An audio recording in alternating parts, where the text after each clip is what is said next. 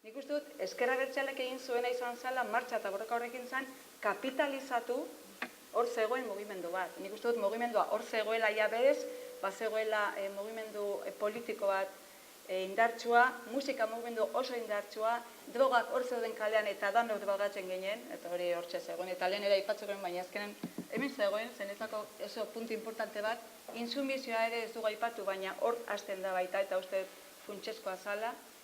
Eta nik uste dut, ezker abertzalearen ikuspegitik egin zuena zen, ikusi nola, gazteak ari dira pizka bat gure bidetatik galtzen, eta honi forma bat eman bertzaio, jendea bilduko duena, oso aukera politiko azkarra, beraien ikuspegitik noski, baina nolabait, nik ez dut uste beraiek asmatu edo beraiek bultzatu egin zuten, izuten da zen, erakarri eta gauzak beraien lekura eraman. Hori da nire, nola bizi izan nuen behintzat, ez?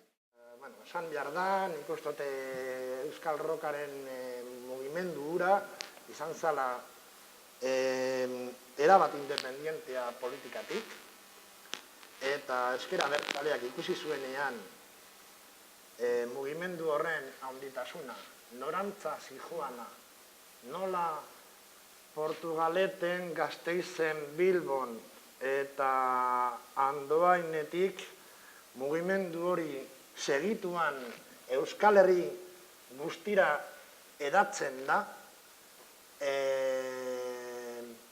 musika horrek demostratzen du, ganera, neurri batean Euskal Herria nazio bat dala. Ze Euskal Herriko geografia guztian edatzen da, baina ziztu batean.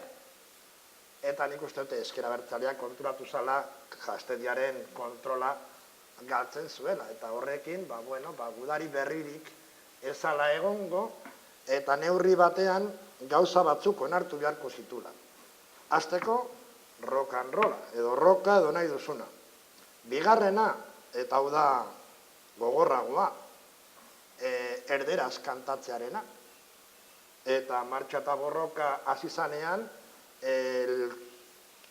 talde esanguratsuena eta ezagunena izan zan kortatu lehenengo 3 diskoak erderaz kaleratu zuena.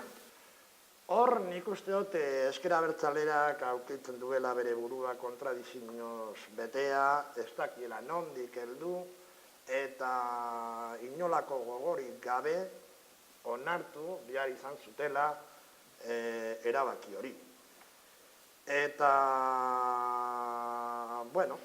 Eta guretzako oso interesgarri izan zen, ze ezker abertzaleak ordaindu egiten zuen, eta, klaro, gaztetxetan ez zegoen dirurik, eta, hasi ginen kobratzen horren kontura, en fin.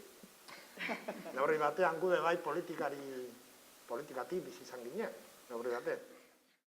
Ikusten dut hor, tensio hori nabarmen izan zen, eta horregatik esaten nuen, ezker abertzaleak instituzionalizatu egin zuela borbor sozial hori, formalizatu, zuk esan dezu, eta?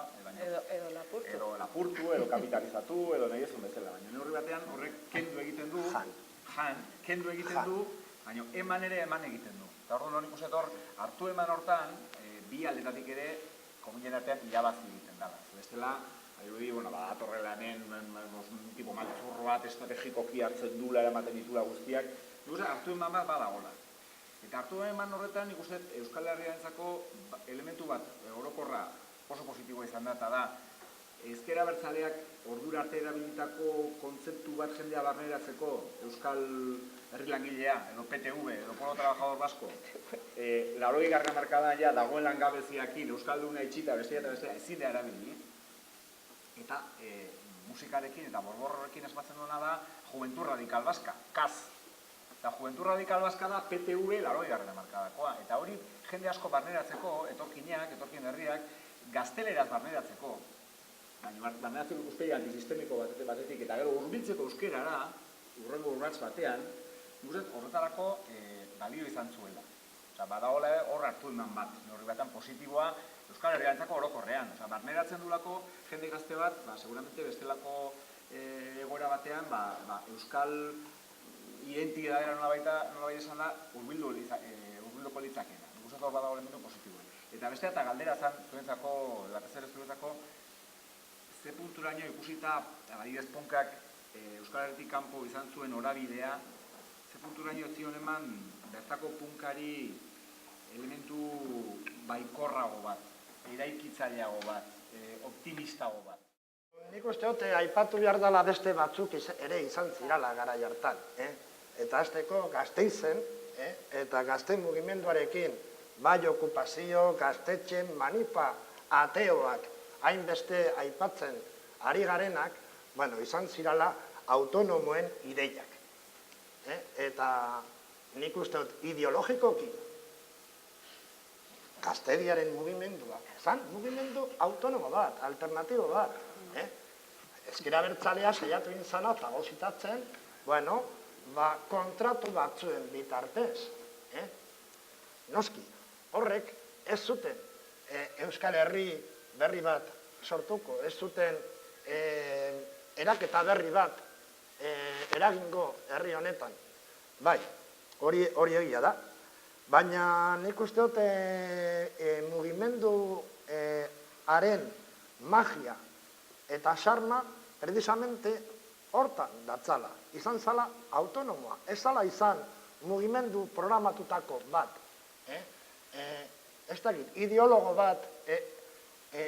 batek asmatutako zerbait. Eta zer eman zion Ezker Abertzaleak mugimendu autonomoari? Uste dut, elkarrik ere ginela borroka guztietan, ez dakit inork aipatu den gal, baina galaren, ez dakizuk aipatu duzen ez dut ondentzun, baina, justu galaren erailketak 80. hamarkadan izan ziren baita ere. Errepresioaren aurkako mugimendu guztietan izan ginen, baina egunerokotasunean elkarriken egon arren jaso, ostia ederra jaso genituen Ezker Abertzaletik, hori errealitate bada. Adibide gogor bat, egia esan nahiago nuen ez gogoratzea, baina mendekukoa, baina hortxe dagoena baita ere. Uste dut, asko goratuko dugula, zer pasatu zen. Hori, Portugaleteko etxe, la Casa del Pueblo ez, pelotatzea pontxe batzu bota ziren, 2 pertsona hil ziren, eta Ezker Abertzalea zenolako erantzuna izan zuen. Orduan, egunerokotasunean egon ginen hortxe, baina gero politika mailan nik uste dut, asko jaso genituela Ezker Abertzaletik, asko eta asko. Behin eta berriro gainera. Eta antxe ginen, borroka asko berdinak ziren azken batean, ez? Baina uste dut hobeto atera zala, hartu eman horretan asko hobeto atera zala Ezker Abertzalea mugimendu autonomo baino. Esanin behar da, rock taldiek bi arrazoiengatik hartu zutela parte martxa eta borrokan. Lehena, errepresioaren kontrako jarrera bera, genduelako danak. Antiautoritarioak, antidogmatikoak eta antitodo izan da, antirepresiboak lehenengo. Eta oso kontziente ginen, zeinek pairatzen zuen garai hartan, errepresio larriena Euskal Herrian. Horretaz, Gaztedia oso kontzientea zen, eta horregatik nik uste dut, egon zala aldeko jarrera bat, martxa eta borrokan parte hartzeko, eta bigarrena noski, dirua. Eta beste alde horretatik, ez dakit, niretako dena den nahiko hipokresi ariketa bat izan zen, Ezker Abertzalearen partetik, eta edo batzuen partetik edo izango zana, zuk lehen aipatu duzu drogaren kontrako borroka. Pena handia izan da, ez zinela egon Bilboko Lakasinan drogaren kontrako kontzertua egin zanean kamerinotan. Igual ez zenuke bardin, igual pentsatuko. Eta erdikotan? Horre zentzu horietan, nik uste dut, danok hipokresia handiarekin eta oportunismo puntu batekin jokatu dutela. Ezker Abertzaleak prozesu ideologiko, filosofiko oso potentea superatu egin zuela, bere moduan, garai hartan. Agertu ziren kontraesanak, hain gogorrak eta nabarmenak izan ziralako eta erantzun bat emotea lortu zuen. Esango nuke ideologikoki modernizatu egin zala, nonbait.